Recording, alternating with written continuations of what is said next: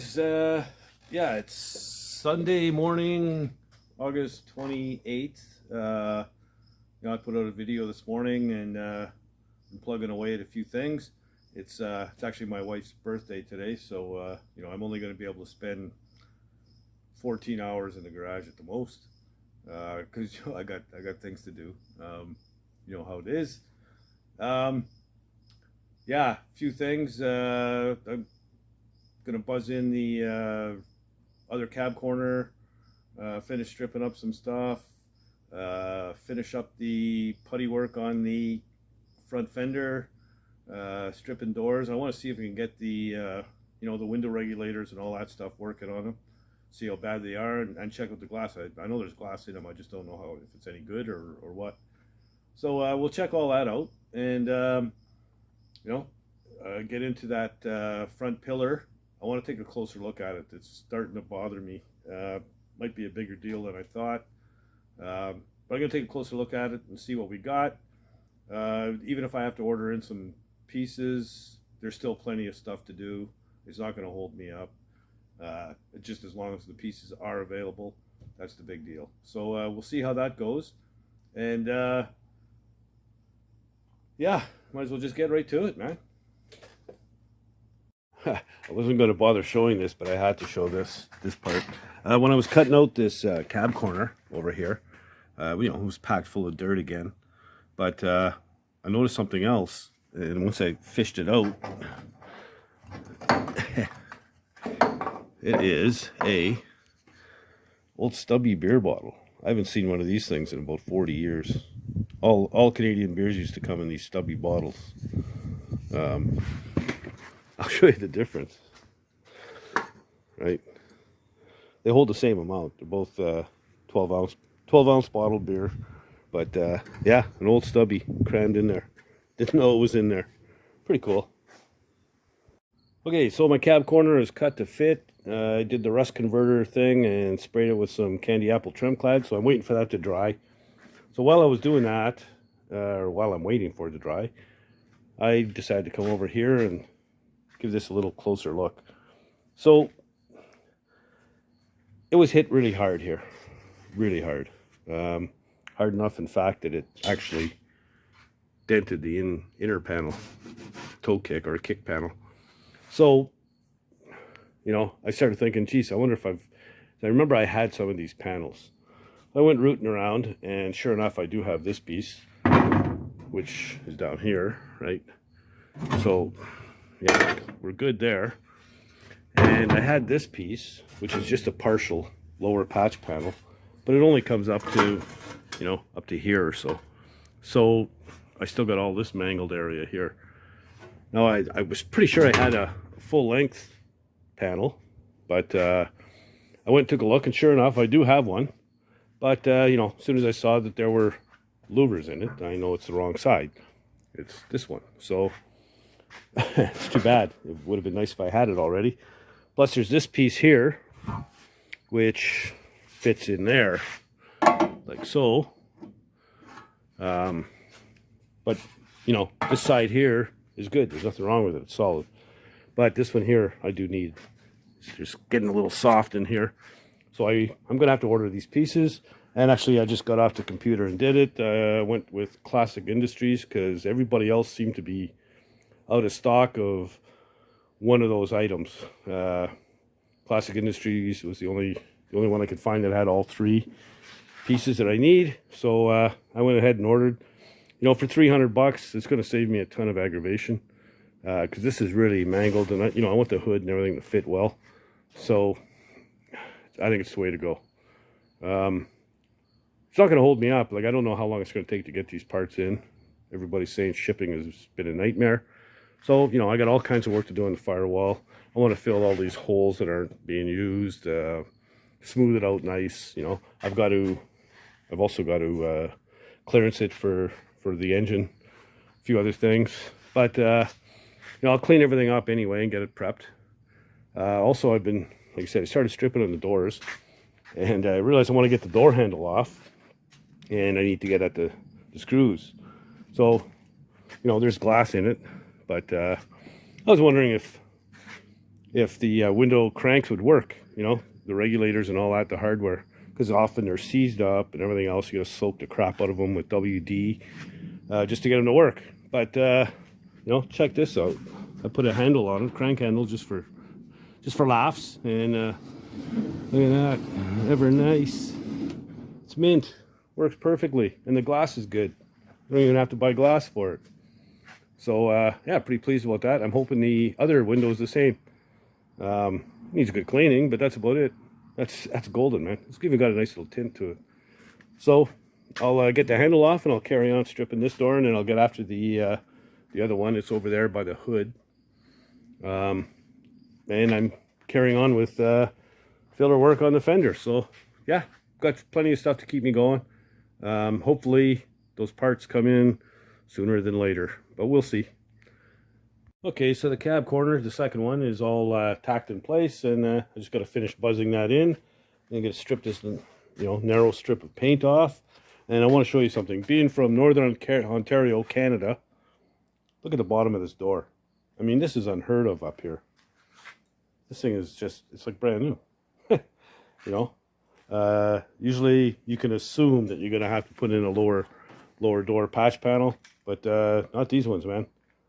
Mint is the only word that comes to mind, and I'm super stoked about that. I mean, there's one little ding right here, but I mean, look at it. Unreal. So, like I say, that's unheard of up here. I've also soaked the bolts that are holding the handle on with WD-40. Hopefully they'll break free easily enough, and I can get that handle off and finish this thing up. Okay, so I pretty much finished stripping this door, other than in behind this molding that's here. You know, I was screwing around. I thought it just snapped in place, but there's actually a screw that goes up through here. So you got to take that screw out first, or it ain't coming out. And I need to get the vent window out in order to finish taking this out. The rubber and stuff is kind of sitting on top of it. And in order to get the vent window out, you have to take the inner garnish molding off. That molding goes all the way around the inside to finish off, you know, the side window. And that will expose these screws here, and they go all the way around that hold the vent window in. So unscrew that, get the vent window out. Make sure I bag and tag all the screws and keep all the pieces together, along with the handle. You know, you don't want to be searching around. They're machine screws, and you know, got them, might as well keep them. Why buy new ones? So yeah, bag and tag everything. Make sure you don't lose it. Okay, so this is turning into a pain in the ass. I've got all the screws out of the vent window. It's loose, right? So, but this track here runs all the way down and bolts around here. Now this is the only access hole you got. I've been trying, I've done WD, tried to spray it and free it up. You know, I've got a long extension, 1/2-inch socket. That's the size it takes, and I can get it on there, but it just will not break free. So I'm going to try a little bit more, and if I don't get it soon, there's going to be an access hole put right here. I'm going to make one, and you know, there probably should have been one from the factory anyway. I don't know, why you'd do something like that, but I'd rather not cut the door if I don't have to. We are going to have this whole thing upholstered, you know, down the road, so it doesn't really matter. But you know, I'd rather not cut the door if I don't have to. Anyway, I'm going to dick around with it, try and get that bolt out of there, so I can remove the vent window, and we'll see how it goes.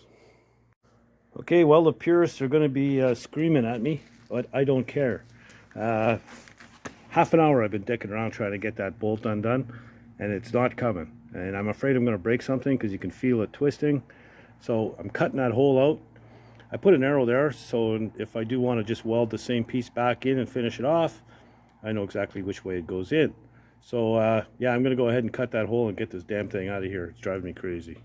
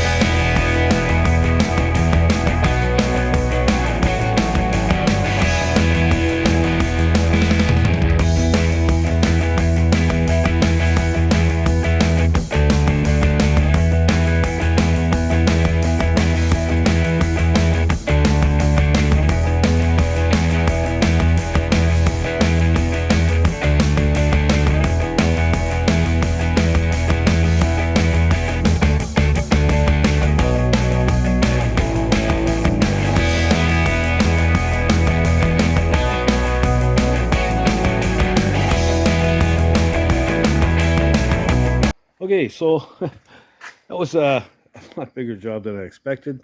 But anyway, this is all cleaned up nicely now. I think I'm going to lay it on sawhorses to strip the inside and just finish up this edge here. You know, I did the edge on this side. Wasn't bad, but there's still some gunk in here from where the weather stripping was glued on. So I think laying, you know, on its side on a set of sawhorses make life a lot easier. This is all the stuff. I'll tell you, if I didn't cut that little hole out, I was right. This thing was twisting, sort of twisted this way, you know, counterclockwise, and it would have snapped off, guaranteed. So I ended up doing was putting a pair of vice grips, grabbing it here, and it was resting against the side of the hole that I cut out, and I was able to break the bolt free. So we got her out. I can straighten that out now and get it back to where it's supposed to be, and we're good to go there. There's the bag of stuff. It's all tagged and whatever. And once I get the door all stripped, I think I'll put everything inside the pocket of the door, and I'll, you know, put these moldings back in place with just a couple screws or whatever, so that everything stays together as a unit, and I don't have stuff laying around all over the place. In the vent window, I'm not really going to touch until I order all my rubbers. You know, rubbers and seals and all that stuff for the doors, because all of this has got to be, you know, it's all got to be changed out. So it is what it is. But yeah, the door looks good, man. I can't believe the shape of these things. It's incredible. 70-year-old doors. Unreal. Jesus, I think I've been feeding Chuck too many peanuts. He's gotten huge and got himself a big ass pair of ears. Man, I tell you, the wildlife around here, it's constant. He just walked into the garage a couple minutes ago and I just followed him out here. Anyway, cool. And of course, while I was at it, I finished stripping off the little strip at the back here. It was, I left it because guys kept coming into the garage, visit and say, how come you didn't finish stripping the back? So it was just to drive them crazy.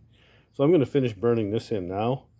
Then I'm going to finish off that fender so that I can take them off the sawhorses, put them aside somewhere, and use those sawhorses to finish up my door. And then, of course, I'll get on the other door. But also, I started stripping this here, and I don't know if you can see this, but we got a pretty good dent here. Looks like the fender was hit, you know, from the outside. Kind of kinked it here outward and pushed it in here. So I've got some hammer and dolly work to do there. Before I can get a hammer and dolly on it though, I'm going to have to remove the heater box, blower and all that stuff. Get that off of there so I can get in behind. So it is what it is. And then, you know, then we'll get after the firewall. So there's no shortage of work, man. Just going to keep on rolling. Okay, so second cab corner is done. So that's both of them. I've just got to get the plug welds underneath on both sides. No biggie. I have noticed a few little dents here and there. I'm just going to mark them all with tape and come back and fix them all at the same time as I'm going around the truck. Yeah, all good, looking good. The back is pretty much there, and so now I'm just going to clean up this freaking mess. And you know, I've been out here for almost 14 hours already, so I'm just going to clean up. I'm going to get that fender out front and center so I can get at it and you know, move some stuff around. Spend half my life moving stuff around, but anyway, yeah. So I'll get that fender done next. So that'll free up the sawhorses to get after my doors. Finish this one and get after the other one. So that's where I'm at, and I'm feeling pretty good about where we are. So there you go. Chipmunks, wabbits, and old trucks. That's what we do here. Anyway, I think I've earned my pop today, so cheers. Yeah, so we're moving right along. Both cab corners are done. One door, you know, I mean, there's no real metal work to do to the doors other than strip them. So that's easy stuff. I'm gonna finish that fender off in the next video and tackle the passenger side front cowl section there where it's dented. Hopefully I get my parts in for the driver's side fairly quickly. I don't have an ETA yet. Usually you get confirmation by email. I haven't gotten one yet, so I don't even know if it's been shipped. But when we get it, we'll tackle that too. And like I said, I still got the whole inside of the cab to clean out. You know, get all the scale and crap off of there. I want to seal that up with epoxy, a DOM 16 or something. Excuse me. And you know, all the jams and everything else. It's all dirty, tedious work, but it's all stuff that's got to get done. So might as well get it out of the way. And you know, I'd like to get this. I can't wait to get this thing into epoxy primer. So yeah, we're moving right along. All good. What else? New subscribers. Got another good bunch this week. Thank you very much. If you haven't done so already, please do subscribe. And you know, you can check us out on Facebook too, Dirty Dan's Rod and Cycle. You know, like the page, leave comments down below. I like the comments and enjoy reading them. And yeah, you know, it's good fun. So yeah, I got a major cleanup to do. Gonna have a few sips of beer that I'm gonna sweep up and get rid of all this crap that's on the floor, put all my tools away where they belong. And yeah, call it a night.